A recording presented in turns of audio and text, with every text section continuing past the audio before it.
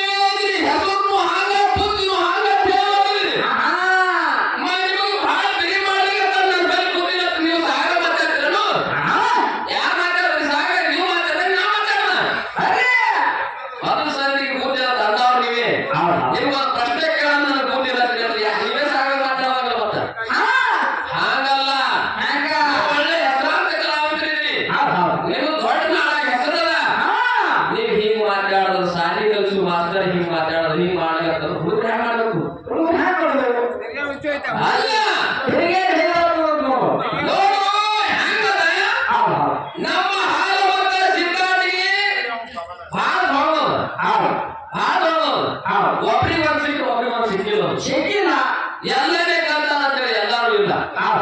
ಯಾರಿಗೆ ಸಿಕ್ಕಿಲ್ಲ